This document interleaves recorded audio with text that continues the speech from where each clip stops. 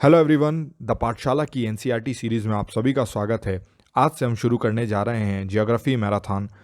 और सबसे पहले हम पढ़ेंगे क्लास 6 की text book the earth our habitat, पृथ्वी हमारा आवास। और आज के इस वीडियो में हम पढ़ेंगे the earth in the solar system, यानी सौर मंडल में पृथ्वी।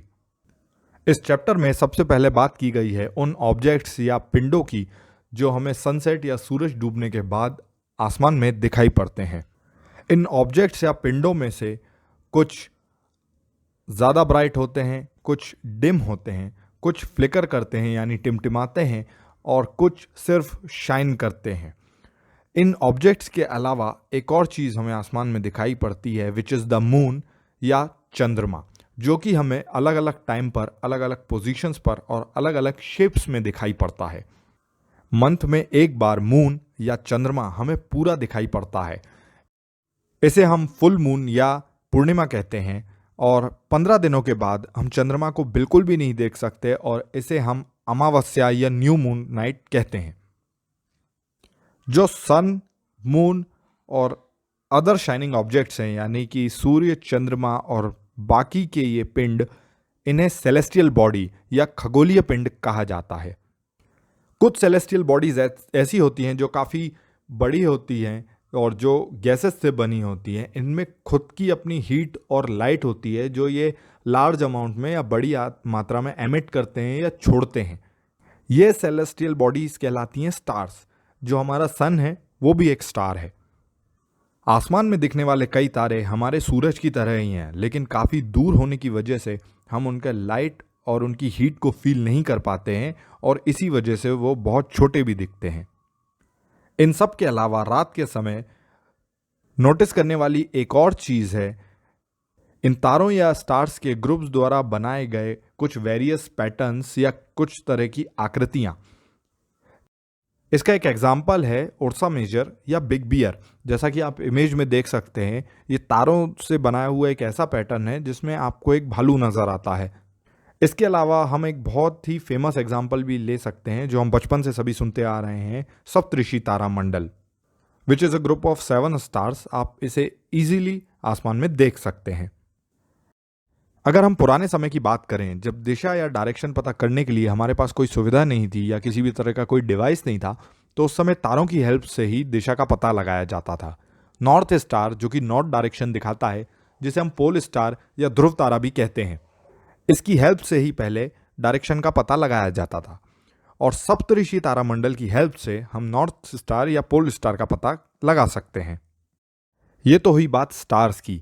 अब हम बात करेंगे कुछ ऐसी सेलेस्टियल बॉडीज की जिनमें खुद का कोई हीट और लाइट नहीं होती है, और ये अपने पास के सन से ही हीट और लाइट दोनों लेते हैं। इन सेलेस्टियल बॉडीज को प्लैनेट्स कहते हैं। प्लैनेट वर्ड आया है एक ग्रीक वर्ड प्लैनेटाई से, जिसका मतलब होता है वॉन्डर्स या बंजारे, या जिसे हम घुमक्कड़ भी कह सकते हैं। हम सभी जानते हैं कि हमारी अर्थ भी एक प्लैनेट है, और ये भी अपनी लाइट और हीट दोनों सूर्य से लेती है। अगर हम अर्थ को काफ़ी ज़्यादा डिस्टेंस से, या फॉर एग्जांपल अगर हम मून से अर्थ को देखेंगे, तो अर्थ भी हमें शाइन करता हुआ या चमकता हुआ दिखाई देगा। मून, जैसा कि हम जानते हैं, हमारे अर्थ का ही एक सैटेलाइट है। अर्थ के अलावा 7 और भी ऐसे प्लैनेट हैं जो हीट और लाइट के लिए सन पे डिपेंडेंट है, और इन सभी प्लैनेट्स के मून्स भी हैं। अब हम बात करेंगे सोलर सिस्टम की, जिसमें सन, 8 प्लैनेट्स, उन सभी के सैटेलाइट्स और कुछ अदर सेलेस्टियल बॉडीज जैसे कि एस्टेरॉइड्स एंड मीटियोराइड्स भी आते हैं। सोलर सिस्टम को हम सोलर फैमिली भी कह सकते हैं, जिसका हेड सन या सूर्य है। अब हम बात करेंगे द सन की। सन या सूर्य, जो कि सोलर सिस्टम के सेंटर में है, काफ़ी बड़ा है, बहुत ही गर्म गैसेस से बना हुआ है, और ये एक पुलिंग फोर्स प्रोवाइड करता है, एक आकर्षण बल प्रदान करता है, जिसकी वजह से पूरा सोलर सिस्टम बंधा हुआ है। अर्थ का नियरेस्ट स्टार होने के बाद भी हम इसकी बहुत ज़्यादा हीट को महसूस नहीं करते हैं, क्योंकि सन और अर्थ के बीच में लगभग 150 मिलियन किलोमीटर्स का डिस्टेंस है। अब हम देखेंगे सोलर सिस्टम के 8 प्लैनेट्स को। इन प्लैनेट्स को याद करने का या पढ़ने का सबसे अच्छा तरीका है इन्हें सन से डिस्टेंस के बेसिस पर पढ़ा जाए। यानी जो प्लैनेट सन से सबसे करीब है वो लिस्ट में सबसे ऊपर आएगा, और उसके बाद जो प्लैनेट सन से सबसे ज़्यादा दूरी पर है वो लास्ट में आएगा। तो सबसे पहले आता है मरकरी यानी बुध ग्रह, इसके बाद वीनस यानी शुक्र ग्रह, इसके बाद अर्थ यानी कि पृथ्वी, उसके बाद मार्स यानी मंगल ग्रह, इसके बाद जुपिटर या बृहस्पति, इसके बाद आता है सैटर्न या शनि ग्रह, इसके बाद आता है यूरेनस यानी कि अरुण ग्रह, और उसके बाद नेपच्यून यानी वरुण ग्रह। ये सभी प्लैनेट्स सूरज के चारों ओर मूव करते हैं या चक्कर लगाते हैं एक फिक्स्ड पाथ में, जिसे हम ऑर्बिट या कक्षा भी कहते हैं। चूंकि मरकरी जो कि सन के सबसे पास है, ये सिर्फ 88 डेज में सूरज का चक्कर लगा लेता है। इसके बाद आता है वीनस, जिसे हम पृथ्वी का जुड़वा ग्रह या अर्थ ट्विन भी कहते हैं, क्योंकि ये साइज और शेप में काफ़ी ज़्यादा सिमिलर है अर्थ से।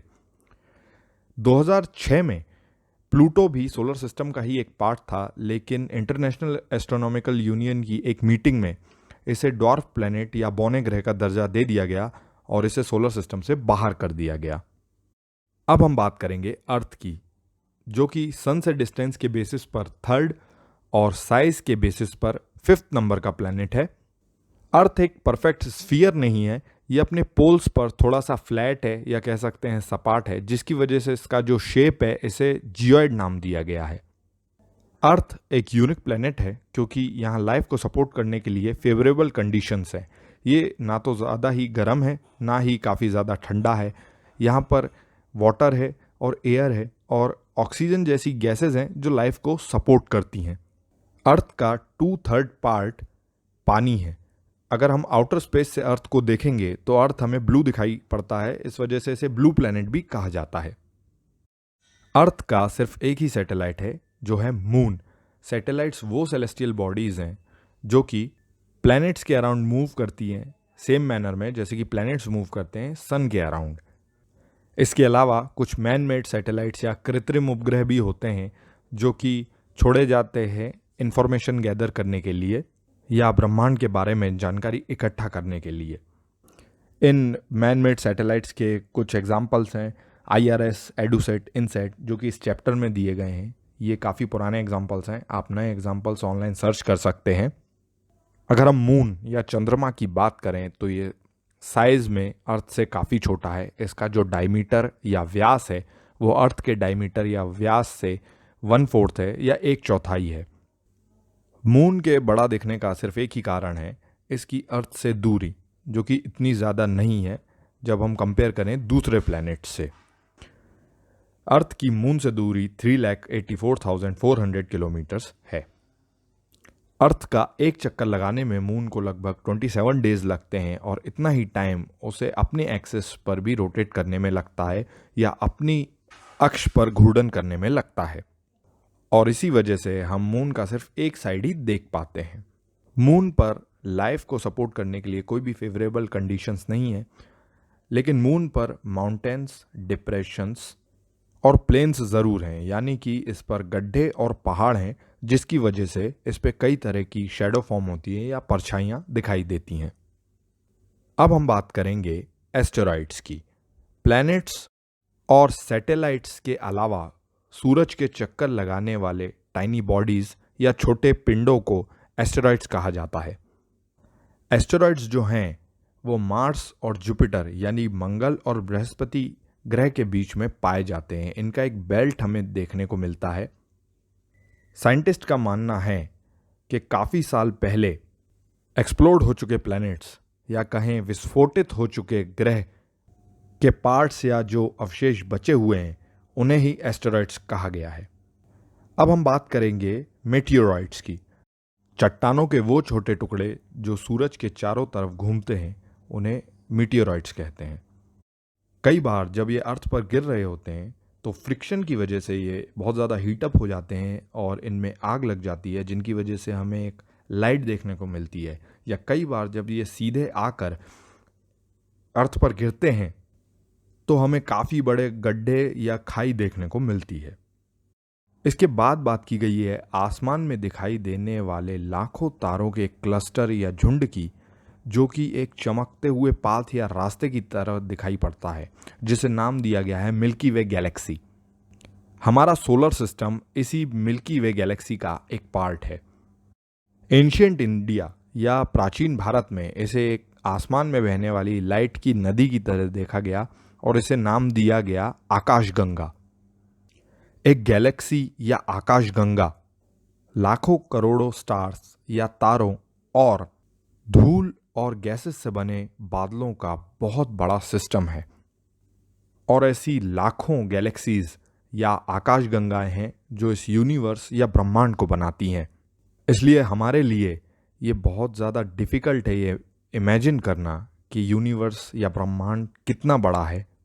जो साइंटिस्ट्स हैं वो अपना बेस्ट ट्राई कर रहे हैं ताकि हम ज़्यादा से ज़्यादा जान सकें इस ब्रह्मांड, इस यूनिवर्स के बारे में।